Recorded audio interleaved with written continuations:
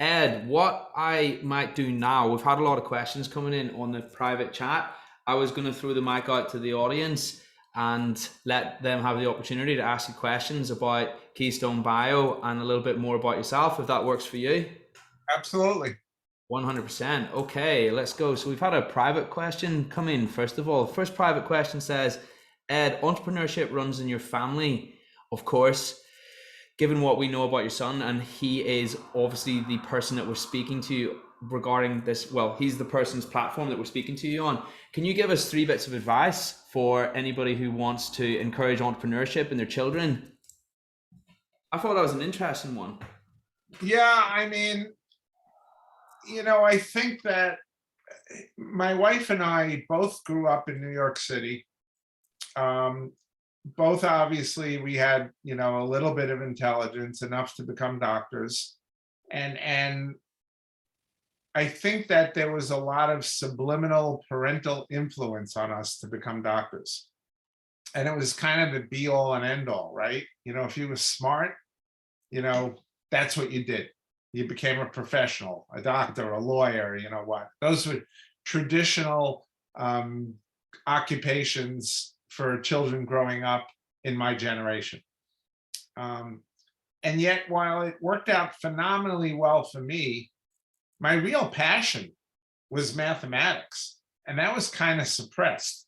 I really don't know how to computer program. Um, and I kind of regret never learning that. Um, but and my wife, she found that a medical career and raising children didn't go well hand in hand for a female. So maybe she would have chosen a different profession if she really thought it through. Um, but it's that parental influence was very powerful. We, on the other hand, opted to not exert that influence on our children. And so what we did was we kind of exposed them to a lot of things: music, computers, sports, books, you name it, and kind of let them kind of show us what they enjoyed doing the most. So one daughter just couldn't get her hands on enough books, and she wound up majoring in college in the classics. Um, Greek and Latin were her passion in life. She anything she could read. Ultimately got a PhD from Princeton in classics, developed an online community for promoting the classics and teaching, lecturing, that kind of thing. My oldest daughter had a passion for music, so we supported it with lessons and whatnot. That kind of got subverted a little bit by her brother. Her brother was he showed a fascination to my early computers that I had in the house. So he was the first one. We got their own computer. And he outgrew the knowledge that I could give him. We brought in a professional computer tutor to supplement his studies at school with some computer tutoring.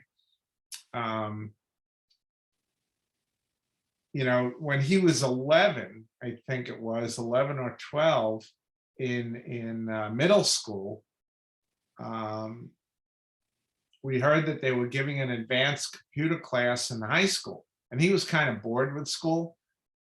So we had him meet with the computer teacher. We got permission for him to go up to the high school and take this class. It was basically a college level computer class taught to the high school students, but he was only in middle school. He interviewed with the teacher.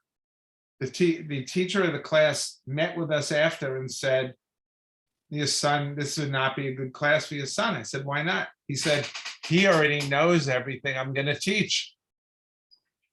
So he wound up, they had a program at the high school where high school students could take college courses at the local community, at the local college in Dobbs Ferry.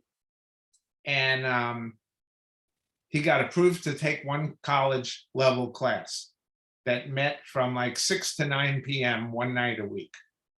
And he took a course on Java programming. He was 12 years old. I dropped him off. He was a small 12-year-old. I dropped him off at 6. I showed up at class with him at 6 o'clock, and the instructor looks at me and said, "I'm sorry, you can't bring him into class with you." And I said, "You don't get it. I'm leaving him. He's the student. I'm going home." At the end of the class, when I came back to pick him up, the student said, "You mean we can't take him out for a beer with us?" These were grad students. It wasn't even an undergrad course. They were grad students.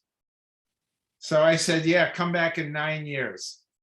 So, he had a passion that we supported. Our oldest daughter, is now, when Mark started Facebook, about a year or so later, he brought his oldest sister out west to run his marketing department.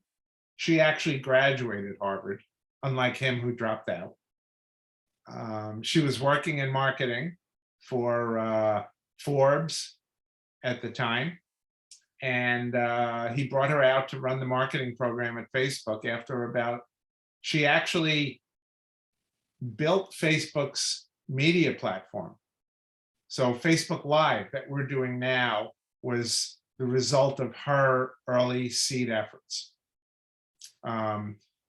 She was the one responsible for getting President Obama to be the first person ever to do a live town hall on Facebook with Mark back, I think, in 2000, I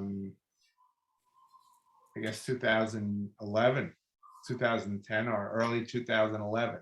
I had no idea about that bit of trivia. And she got an Emmy. She got an Emmy nomination for doing Facebook Live broadcasts of the elections in 2011, the New Hampshire primary elections, and had that on Facebook. People were doing live Facebook polls, and she was giving the results of the polls while the election results were coming in. So she eventually left Facebook and started her own media company, and now she produces Broadway plays. So you cannot take the music passion that was in her life out, and we're so glad we fostered it, because our feeling is that you're going to spend more hours working than anything else. And so you may as well be working in something that you're passionate about. And getting entrepreneurism into your kids' bloodstream is a harder deal, but by getting them at least into a field that they're passionate about will make them happy individuals. And that's the best thing that I can recommend promoting in your own children as they grow up. Amazing stuff. Some talented, precocious children that you have. It reminds me of a quote, and it's about playing and work. Okay.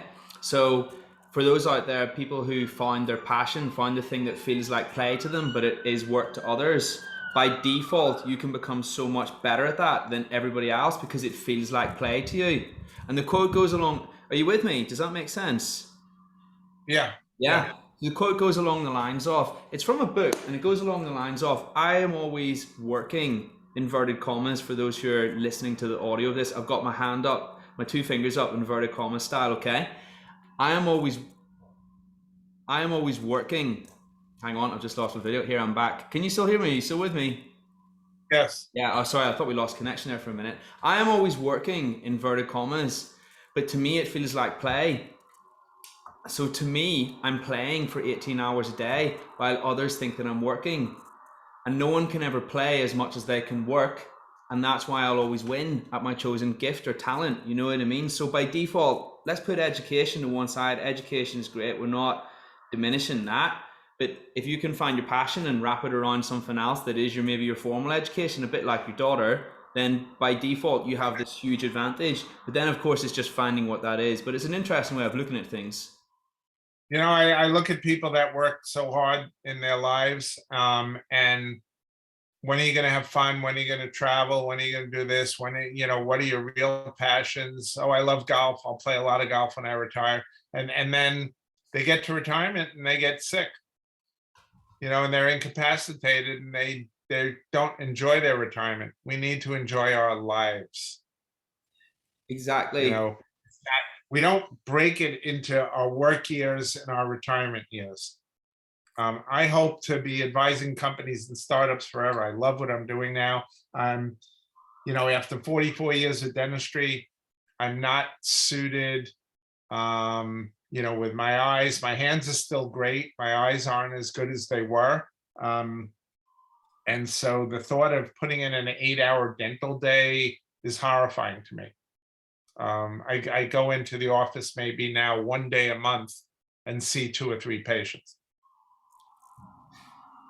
Just to keep my skills sharp, sometimes to try out a new product on a company that I'm advising. I want to try out the product firsthand, something like that. But the passing on of the knowledge and the work I'm doing now with Keystone Bio is, like you said, I mean, I'm not working now. I'm sharing my knowledge with your listeners, and this is fun. Yeah, exactly. This is fun, so it'll never feel like work. I once heard retirement described as exchanging unhappiness and time today for happiness tomorrow. But what if that happiness never comes? What if you never make it to that day? We have to talk about this sort of stuff, and that's why it's so important to seize the moment. Because that's the thing. It's all on this promise that this particular day, which may never arrive, you know what I mean? And that's the thing. And yeah, the point that you make is so relevant. Next question we've got in the chats. We have Rafula from Pakistan. Shout out to Rafula. My question is to Dr. Zuckerberg.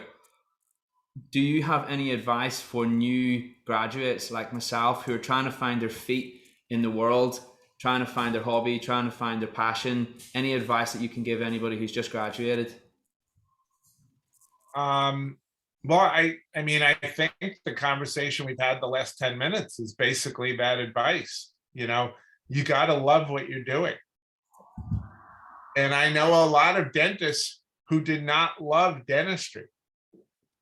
And so they figured out how to turn their knowledge of dentistry into an entrepreneurial thing. I know dentists who said, young dentists who've left practice running dental supply companies. They said, hey, there's a real disconnect from the way dentists get their supplies. The big companies like Shine and Patterson are charging way too much. We can really, disturb this market and make a difference. And so the fact that they have knowledge in dentistry opens doors for other things. The guy that I started working with in my first office practice management software, when I got that IBM PCXT in 1985, the one that the product store sold was horrible. 2 years later, in 1987, I met a dentist by the name of Jeff Teifer, who never practiced a day of dentistry after he graduated dental school. He saw the future. His passion was computer programming, and he wrote dental software, and he never practiced. But he knew enough about dentistry that helped him write dental software packages for the dental office. So, like you said, it's not about working 60-hour weeks and killing yourself so you could build a lot of, a nice nest egg for the retirement that may never come or may not be the shape that you envision it because of health concerns later in life. So, probably the old way of running your own practice as a solo dentist doesn't make sense for that reason. By affiliating with a group practice, you have a better quality of life. You're not on 24/7 on call if there are other dentists in the practice. Look for a situation where you can vacation frequently and enjoy life with your significant other and family. Um, I had a friend who went into pharmacy from college, and he got connected with a company that uh, had, it was a unique setup. It was three guys who were partners in the company, and they hired new pharmacy graduates like him to work as pharmacists. But at any one point in time, only one of those three owners was working during store hours. They had an arrangement where they each worked 4 months a year and took 8 months off. What a phenomenal idea, right? And what they did was the new hire that they got, they paid him a fairly low salary, but over 10 years he bought into the pharmacy practice. That was the deal. He got a lower salary to work as a pharmacist. He worked 10 hard years, a full-time employee as a pharmacist. At the end of the 10 years, he became an equal partner with the other three guys. Now the four of them only work 3 months a year each until they bring the next person in. So talk about quality of life. But of course, if you love what you do and you want to be involved in the day-to-day running of your office, that doesn't work for anyone. So for everyone, you really have to, take a deep look within, look at your own personal situation. But, life is the ride, enjoy it. Couldn't agree more. And here's the thing, hard work matters, but not past a certain point. Because if you think about it like this, the people that would be the most wealthy in the world would all be coal miners, or people who are performing heavy manual labor all day. It's about leveraging that hard work and thinking about it and giving it some thought, which is in essence what you've said, because those people work hard, but however it's directed in a certain way and they've thought about it, and it's not just hard work for the sake of it. There needs to be some intelligence behind it, effectively. Absolutely, absolutely. Cool. So we have another question. This is a brilliant question. This is from Michael Davidson. Michael would love to know your thoughts, Ed, on AI in dentistry. What are the exciting things that are on your radar which could affect the dental world that you can see on the horizon over the next few years? Maybe the metaverse, which, as we know, Mark has really boldly changed Facebook to Meta because he anticipates that this is huge. How do you see this affecting the dental world? Well, first I want to say hi to Michael. We collaborated on an event about a year and a half ago. Oh, I had no idea you knew each other. Yeah. But yeah, we're seeing a number of really interesting companies in the AI space. I mean, the one that's probably most prevalent, and there's already a half a dozen companies in the space, are using AI to interpret X-rays and images. So, we're humans, right? We can make errors. Computers tend to make less errors than humans, unless a human made an error programming the computer to start with.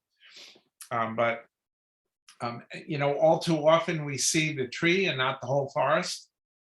With AI evaluation of a set of X-rays, we can't miss the complete picture of all the pathologies that are going on in the mouth, even though a patient may present with one particular problem.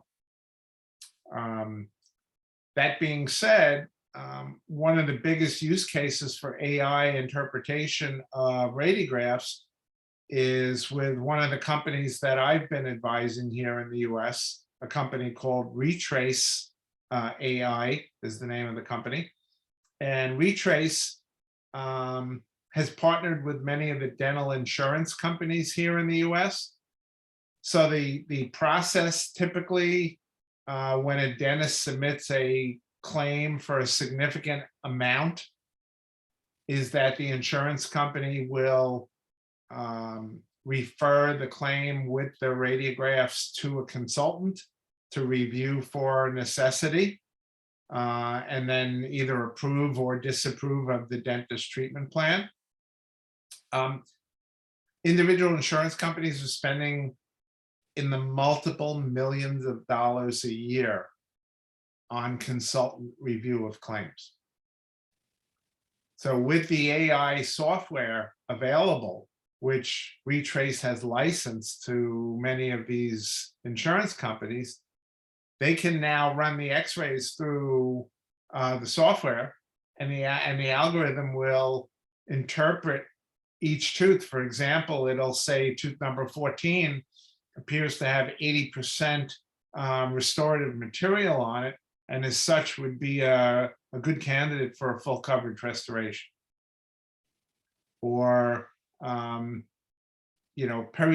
pathology exists on tooth number so-and-so.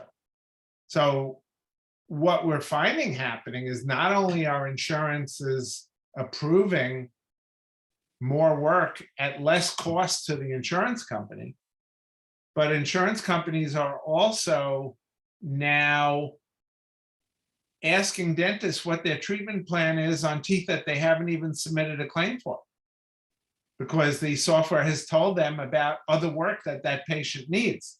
And they want that dentist taking care of that DO restoration before it becomes an endodontic therapy. So that's one obvious use case. Another is a company that I actually have a call with after we finish here. The name of the company is Proteocyte AI. And it's a Canadian-based company. And they've got software for surgeons, mostly oral surgeons. They work in the oral healthcare space. So now typically what happens is if a dentist sees a patient with a lesion in their mouth, most general dentists will refer the patient to an oral and maxillofacial surgeon to do a biopsy. Or some will do the biopsy themselves, whatever the case may be. And let's say the biopsy comes back non-malignant, but at the same time, not totally harmless. So say it comes back with some minor dysplastic cells that get labeled as a pre-malignant condition. In the past, our surgeons really had a dilemma. So it's not cancer. Do I subject the patient to a more radical procedure, say with a fairly broad white spot lesion, where I now decide to go back and remove the entire lesion based on this biopsy result? Or do I put the patient on a watch and see and ask them to come back in 6 months and a year, and look for changes? It's a dilemma. Well, what the Proteocyte AI software does is it will actually quantify with a number the biopsy results. So they'll say this is not a malignancy, but this patient has a 37% likelihood that this lesion will turn to a malignancy in the next 5 years, or 68%, or 1% for that matter. So now the surgeon has actually a basis whereby to make their treatment planning decision on whether to do a more radical procedure or not. So, that's two use cases I can think of. I'm working with another company that's using robotics to do crown preparations. Wow. And the AI will look at the tooth that we've scanned and done a cone beam on, and the AI will actually determine the preparation, the best preparation that the robot will then perform and do the crown prep.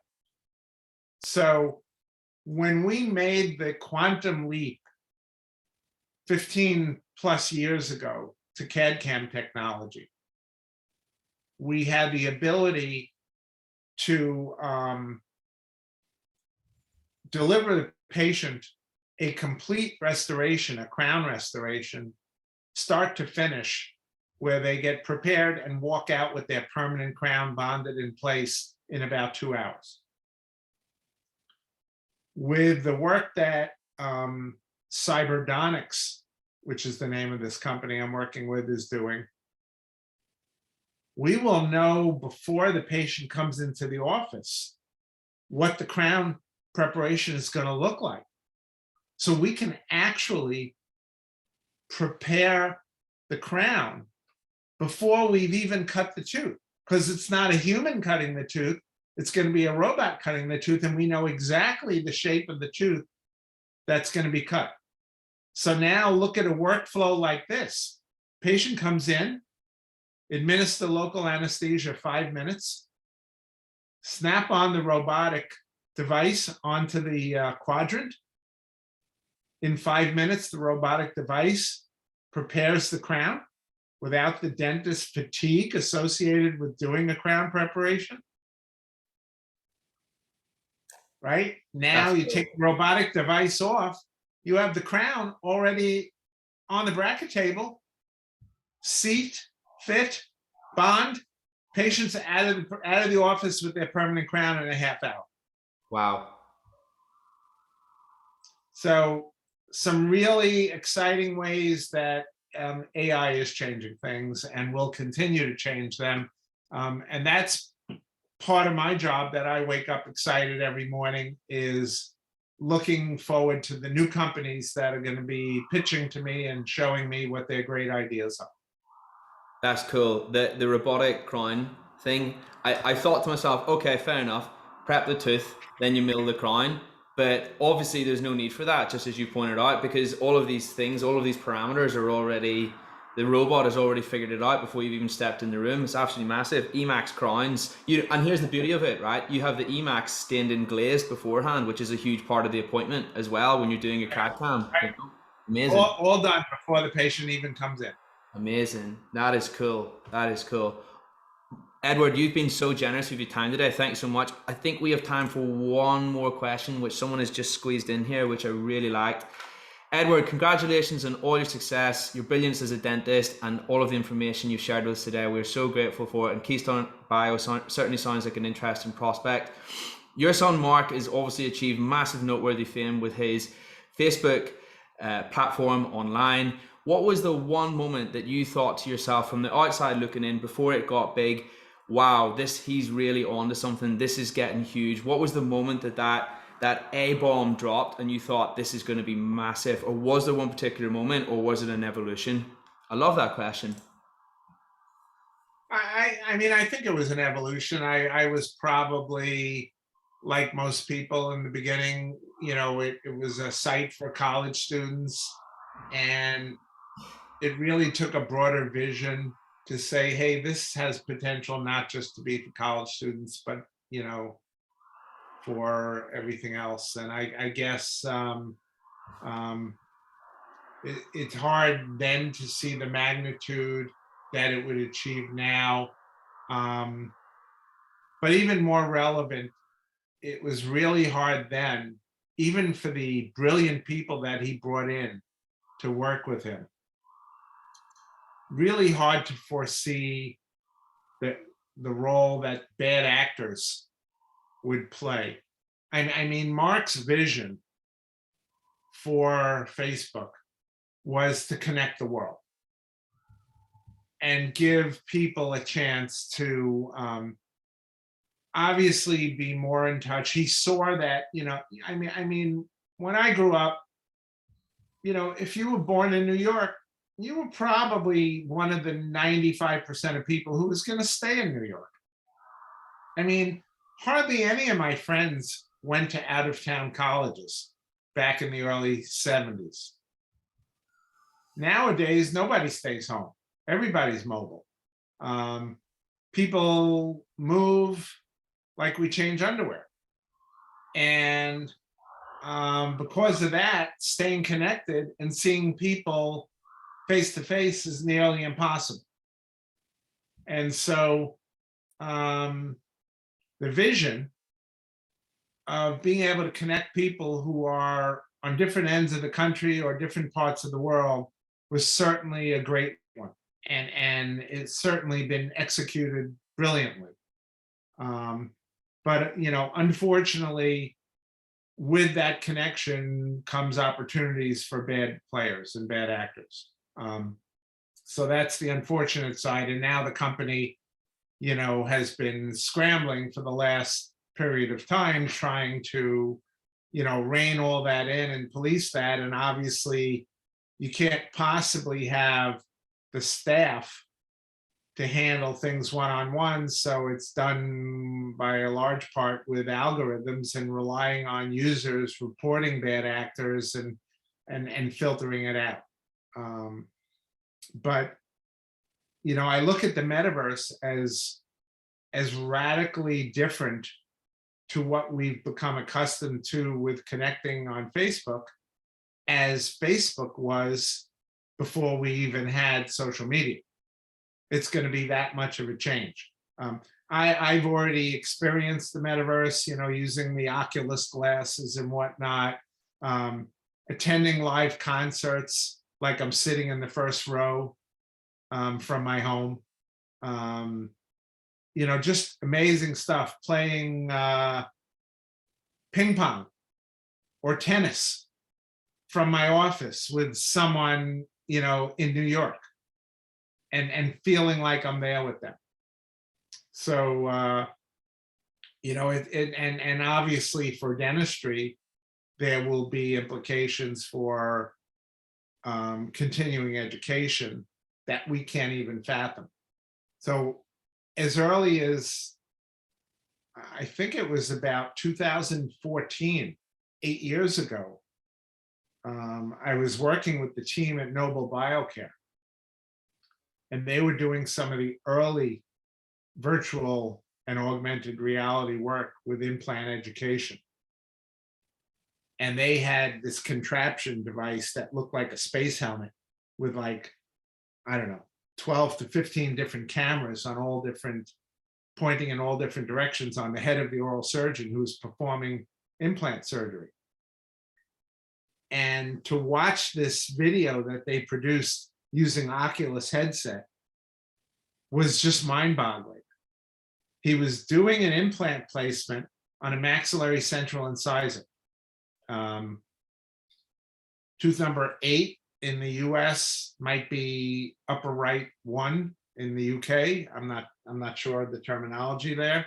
But if it was as if you were sitting, you were miniaturized and you were sitting on the adjacent maxillary central incisor. That's what it felt like watching this video. And it you know, it hasn't taken hold, but it will, thanks to the tremendous amount of research and money being dedicated to the metaverse. It's never been about money for him. So Facebook, even though they, at this point, they lose billions of dollars on the development of the metaverse, it's about making the world a better place in his vision.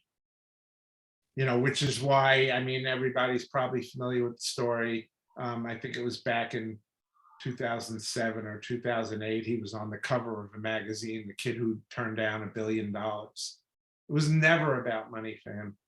It was all about his life's mission and his life's passion. If I sold my company, what would I do? This is my life. I love it. And I have visions for what we're going to do. His visions are always evolving. And, you know, for me, it's just crazy having an offspring who's, you know, so genius and such a visionary. Of course, congratulations. Congratulations. And he must have got it from somewhere. You know? Probably my wife. Probably my wife.